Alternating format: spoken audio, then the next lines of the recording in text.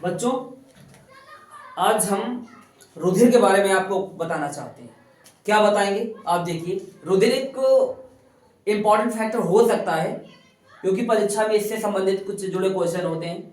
जैसे रुधिर में कौन कौन से अवयव हैं, उन अवयव को आप पढ़ेंगे। ज़्यादातर बच्चों को नहीं पता होता है, या सभी बच्चों को जो पता है वो जानकारी भी बताएंगे, जो नहीं पता है वो जानकारी भी आपको अपडेट करेंगे। और कहाँ से रुधिर का निर्माण हो रहा है, क्यों निर्माण हो रहा है, इसका आप क्या कहते हैं यहाँ पर प्रावधान पूरा देखेंगे। ठीक है बच्चों, सभी लोग ध्यान दो, नोटिस करो। इसके बारे में पहली बात बताते हैं कि रुधिर है क्या। लिखेंगे, रुधिर एक तरल संयोजी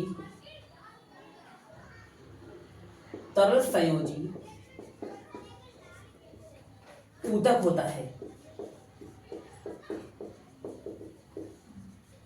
तरल संयोजी ऊतक होता है, यानी टिश्यूज की बात कर रहे हैं, यानी जो हमारा शरीर जिन टिश्यू से मिलकर बना है, ऊतकों से मिलकर बना है, उसी प्रकार जो ब्लड है यानी रुधिर है वो भी एक ऊतक ही है हमारे पास। आप सुनिए,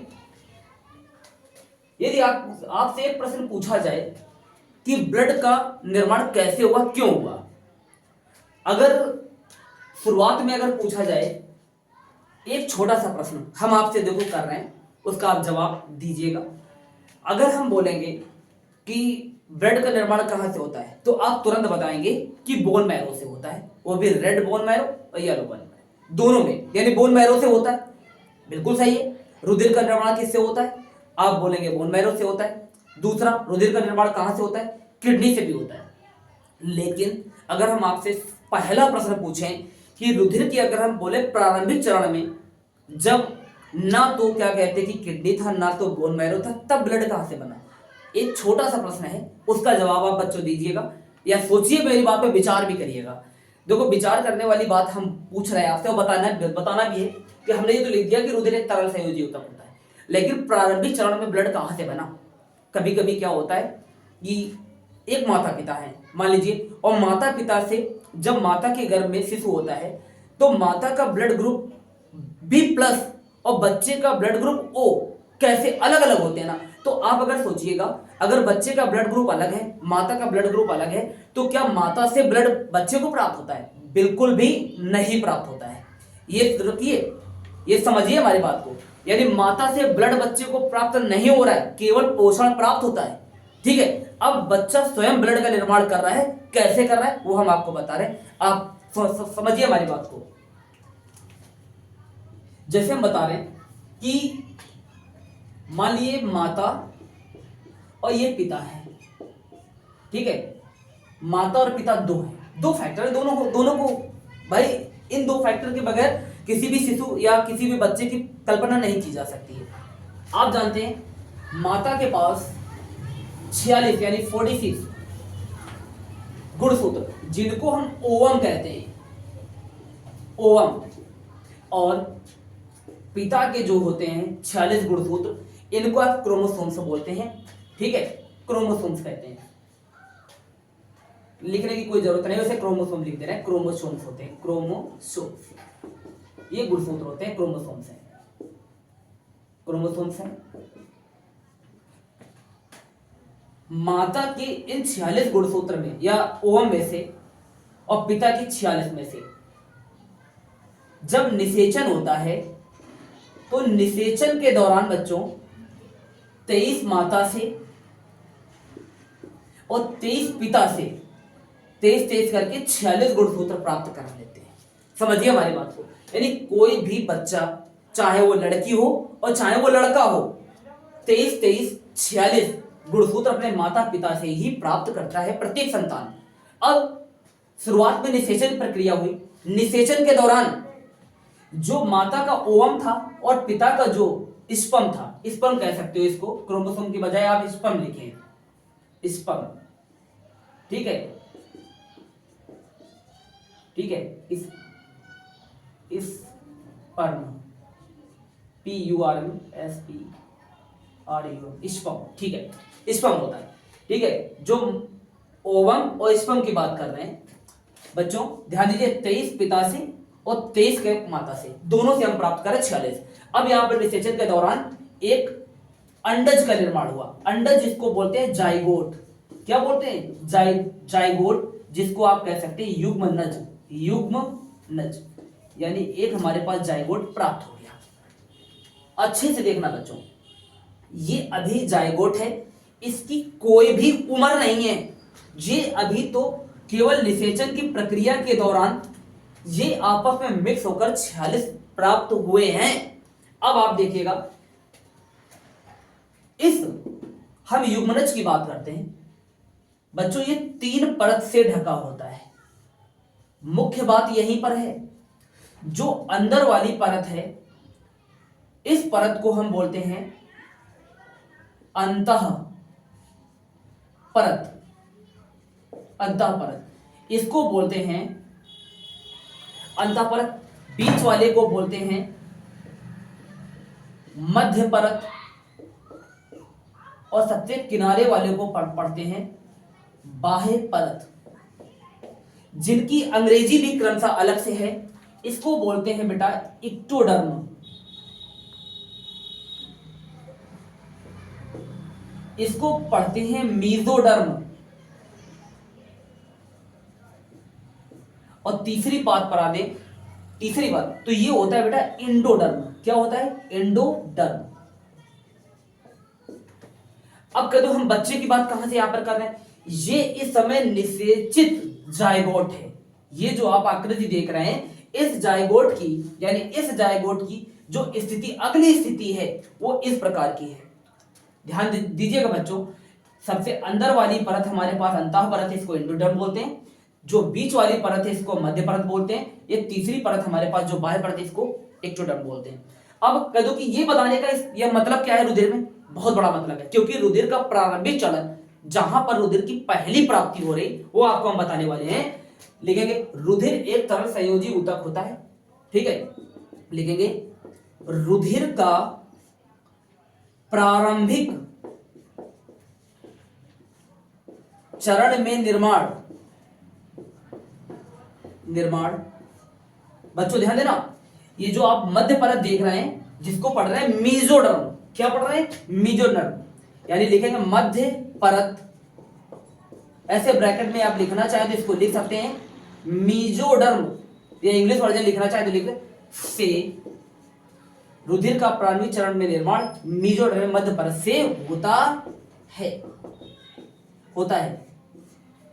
ये अत्यंत महत्वपूर्ण टॉपिक था, क्योंकि बच्चों आपको ये बताते हम चल रहे हैं कि अभी इस जायगोट में ना तो बोन मैरो का निर्माण हुआ है, और ना ही इस जायगोट में, यानी जिसको आप युग्मनज बोल रहे हैं, इस जायगोट में अभी किडनी का भी निर्माण नहीं हुआ है। फिर भी देखो रुधिर का निर्माण हो रहा है, और रुधिर का निर्माण प्रारंभिक चरण में किसमें होता है, मध्य परत यानी मेसोडर्म से होता है। ये जो युग्मनज है इसी से होता है। आप इसको गलत मत समझना कि अगर इस बच्चे का निर्माण या बच्चे के निर्माण में माता से तो पोषक तत्व तो प्राप्त हो जाते हैं, लेकिन खून की प्राप्ति माता से नहीं होती है, क्योंकि खून का निर्माण बच्चा स्वयं करता है। याद रखिए, और क्यों कर रहा है, कैसे कर रहा है, वो मैंने आपको एक इस चित्र के स्ट्रक्चर के माध्यम से आपको अब मैंने बताया है। ठीक है बच्चों, आप इसको क्या कहते हैं कि एक इसकी स्क्रीनशॉट ले लेंगे, तो इसके आगे की बात हम बता देंगे। ठीक है, आप स्क्रीनशॉट लीजिए। चलो स्क्रीनशॉट हो गया होगा, आगे की बात बताते हैं। रुधिर संबंधित जितनी भी बात है आपको सब बताएंगे।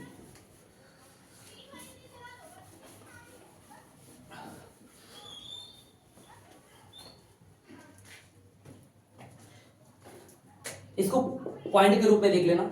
रुधिर का रंग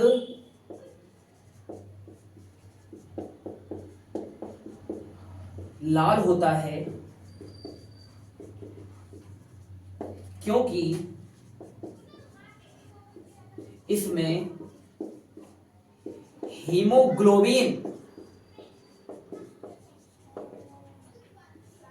हीमोग्लोबिन पाया जाता है। बच्चों ध्यान देना, रुधिर से संबंधित बात हो रही तो पूरी बात बतानी पड़ेगी। रुधिर का निर्माण आप जानते हैं कि मेसोडर्म से हो रहा है, यानी युग्मनज की जो भी मध्य परत होती है उसमें क्या कहते हैं, जाइगोट। जाइगोट यानी युग्मनज, दोनों एक चीज है। उसमें से जो 3 परतें हमने बताई, अंतः परत, मध्य परत और कौन सी, बाह्य परत। तो जब बाह्य परत की बात करी तो उसे एक्टोडर्म कहा, मध्य परत है मेसोडर्म कहा, और अंतः परत थी आपने वो क्या पढ़ा, एंडोडर्म पढ़ा। और ब्लड का निर्माण यानी जो रुधिर है उसका निर्माण आपने किससे सीखा कि मेसोडर्म से होता है। ठीक है, रुधिर का रंग लाल होता है क्योंकि इसमें हीमोग्लोबिन पाया जाता है। बिल्कुल सही है। अगले पॉइंट की तरफ हम बढ़ जाते हैं। रुधिर का पीएच मान 7.4 यानी 7.4 होता है, जो हल्का क्षारीय होता है। ध्यान देना बेटो, रुधिर का पीएच मान 7.4 होता है जो हल्का क्षारीय होता है। यहां पर क्षारीय अम्लीय की क्या बात है, जब आप पीएच स्केल पर देखते हैं, जो मैंने पिछले वीडियो में दिखा रखा है आपको, पीएच स्केल बताए, जहां पर वैल्यू 7 होती है, 7 को हम उदासीन बोलते हैं क्योंकि ठीक है 7 हमारा उदासीन पॉइंट होता है। 7 के ऊपर के सारे जितने भी 14 तक के एलिमेंट हैं उन पे यानी जो भी रीडिंग होगी स्केल पर, उनमें आप देखेंगे कि वो क्षारीय होंगे क्योंकि वो स्वाद में नमकीन या तीखे या कड़वे होते हैं। या 7 से जितने भी कम हैं, 0 की तरफ जाएंगे, सारे क्या होंगे, अम्लीय होंगे। आपको ये देखना होगा। और एक चीज और है, रुधिर का 55% भाग तरल होता है, जिसे प्लाज्मा कहते हैं, जिसे प्लाज्मा कहते हैं। ठीक है, एक पॉइंट, आप अगर किसी चीज को 100% मानते हैं तो 55% भाग तरल है यानी द्रव के रूप में है, पानी के रूप में है। ठीक है, तो बचा हमारे पास 45, तो लिखेंगे रुधिर का 45% भाग ठोस होता है, जिसे रक्त कणिकाएं, जिसे रक्त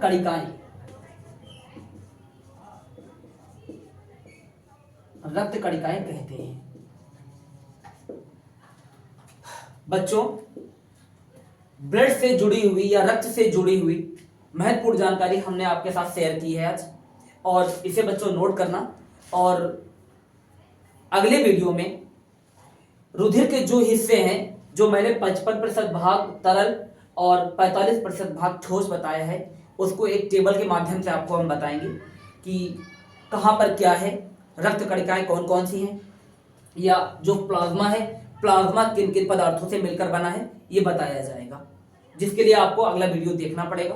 ठीक है बच्चों, आप इस वीडियो को देखकर आराम से बोर्ड पर जो लिखा है उसको नोट करेंगे और इसे याद जरूर कर लीजिएगा। आने वाली परीक्षाओं में इससे एक एक नंबर के क्वेश्चन भी बनेंगे और प्लस लॉन्ग इससे क्वेश्चन तैयार हो ही जाएगा। ठीक है बच्चों।